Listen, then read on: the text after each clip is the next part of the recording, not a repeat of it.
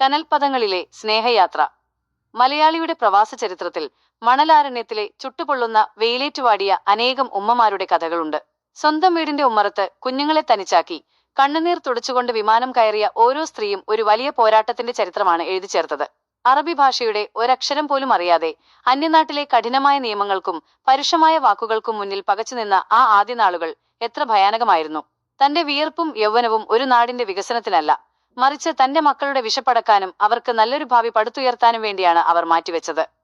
അന്യദേശത്തെ വലിയ കൊട്ടാരങ്ങളിൽ അടുക്കളപ്പണി ചെയ്തും അറബികളുടെ ശകാരങ്ങൾ നിശബ്ദമായി സഹിച്ചും ആ ഉമ്മമാർ പൊരുതിയത് സ്വന്തം കുടുംബത്തിനു വേണ്ടിയായിരുന്നു.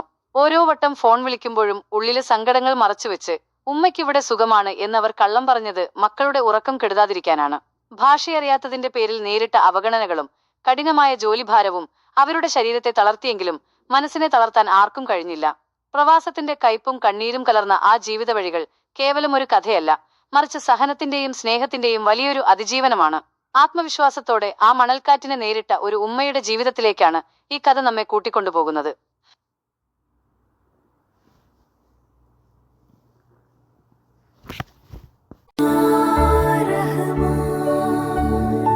ഈ മരുഭൂമിയുടെ പ്രാർത്ഥന മക്കൾക്കായി പെയ്തിടാനായി, ദൂരെ അവരുടെ നല്ല നാളേക്കായി എന്റെ ദുആ എന്റെ നിധി, അവരുടെ കാവലായി നീ എന്നും യാ അല്ലാഹ്.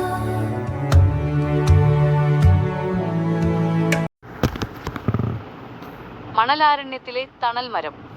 നാട്ടിലെ പച്ചപ്പും തണുപ്പും വിട്ട് ഉച്ചവരെയും ഉടയവരെയും സുലേഖ വിമാനം കയറുമ്പോൾ ഉള്ളിൽ ആകെ ഭയമായിരുന്നു. വീടിന്റെ കടബാധ്യതകളും മക്കളുടെ പഠനവും മാത്രമായിരുന്നു ആ യാത്രയുടെ ഏക കരുത്ത്. എന്നാൽ മറുനാട്ടിലെ മണ്ണിൽ കാലുകുത്തിയ സുലേഖയെ കാത്തിരുന്നത് തികച്ചും അപരിചിതമായ ഒരു ലോകമായിരുന്നു. ആദ്യത്തെ കുറച്ചു മാസങ്ങൾ നരകതുല്യമായിരുന്നു. അറബി ഭാഷയുടെ ഒരക്ഷരം പോലും സുലേഖയ്ക്ക് അറിയില്ലായിരുന്നു. താൻ ജോലി ചെയ്തിരുന്ന വലിയ വീട്ടിലെ അറബി സ്ത്രീ എന്താണ് പറയുന്നതെന്ന് മനസ്സിലാവാതെ പകച്ചു നിൽക്കുന്ന നിമിഷങ്ങൾ. ചായ ചോദിക്കുമ്പോൾ വെള്ളം നൽകിയും വസ്ത്രങ്ങൾ കഴുകാൻ പറയുമ്പോൾ പാത്രങ്ങൾ കഴുകിയും സുലൈഖ പലപ്പോഴും ആ വീട്ടുകാരുടെ ദേഷ്യത്തിനിരയായി. യാ അല്ലാഹ് എന്ന് വിളിച്ച് അവർ ശബ്ദമുയർത്തി സംസാരിക്കുമ്പോഴും ഒരക്ഷരം പോലും തിരിച്ചു പറയാനാവാതെ കണ്ണീർ വാർത്തുകൊണ്ട് നിൽക്കാനേ സുലൈഖയ്ക്ക് കഴിഞ്ഞിട്ടുള്ളൂ.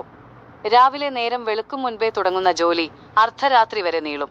കാലുവേദനിച്ചും നടുവ് നിവർത്താൻ കഴിയാതെയും തളർന്നു വീഴുമ്പോഴും ആരും കാണാതെ ആ അടുക്കളയുടെ മൂലയിലിരുന്ന് സുലൈഖ കരഞ്ഞു. നാട്ടിലേക്ക് വിളിക്കാൻ പോലും കൃത്യമായ സമയം ലഭിച്ചിരുന്നില്ല. മക്കളുടെ ശബ്ദം കേൾക്കാൻ കൊതിച്ച് ഫോൺ കയ്യിലെടുക്കുമ്പോഴേക്കും കഠിനമായ ശാസനകളുമായി വീട്ടുകാർ എത്തുമായിരുന്നു. അറബികളുടെ പരുഷമായ വാക്കുകളും ഭാഷയറിയാത്തതിന്റെ പേരിലുള്ള കളിയാക്കലുകളും അവരുടെ മനസ്സിൽ വലിയ മുറിവുകൾ ഉണ്ടാക്കി. പലപ്പോഴും തോറ്റുപോയി എന്ന് കരുതി തിരികെ പോകാൻ സുലൈഖ ആഗ്രഹിച്ചു. എന്നാൽ മാസാവസാനം നാട്ടിലേക്ക് അയക്കുന്ന ചെറിയ തുക, മക്കളുടെ മുഖത്ത് വരുത്തുന്ന സന്തോഷവും അവരയക്കുന്ന കത്തുകളും സുലൈഖയ്ക്ക് പുതിയ ഊർജം നൽകി. എന്റെ കഷ്ടപ്പാട് മക്കൾക്ക് നല്ലൊരു ഭാവി നൽകും എന്ന ചിന്ത ആ മനസ്സിന് കരുത്തായി.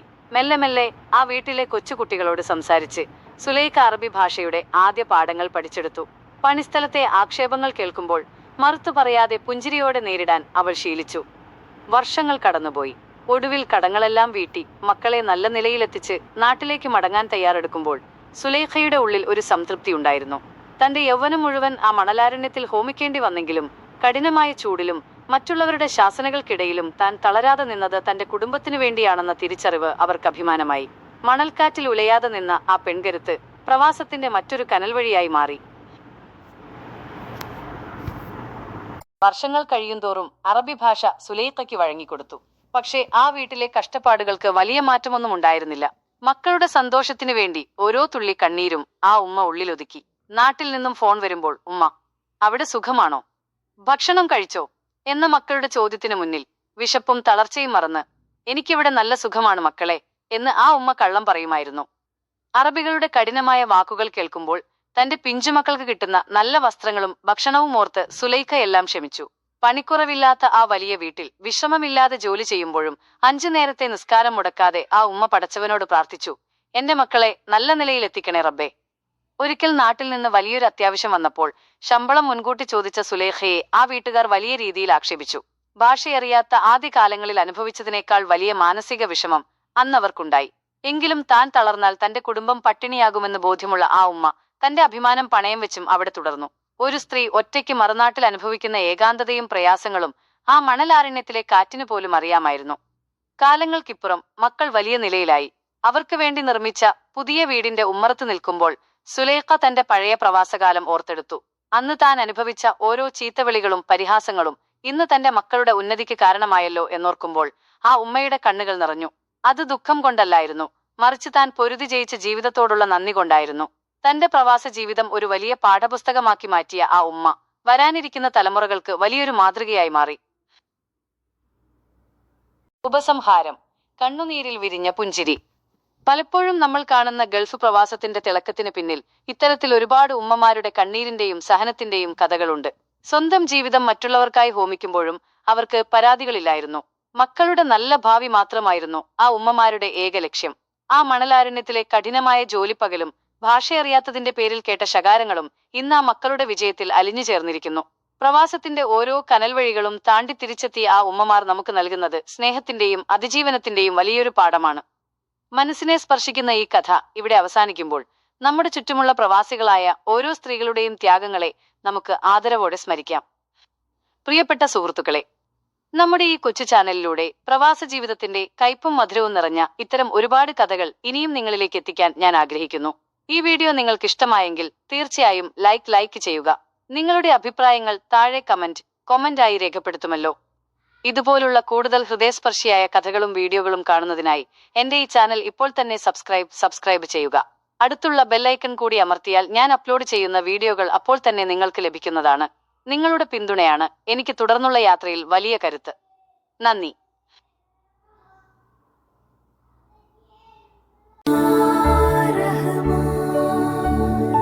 ഈ മരുഭൂമിയുടെ പ്രാർത്ഥന മക്കൾക്കായി പെയ്തിടാനായി, ദൂരെ അവരുടെ നല്ല നാളേക്കായി എന്റെ ദുആ എന്റെ നിധി, അവരുടെ കാവലായി നീ എന്നും യാ അല്ലാഹ്.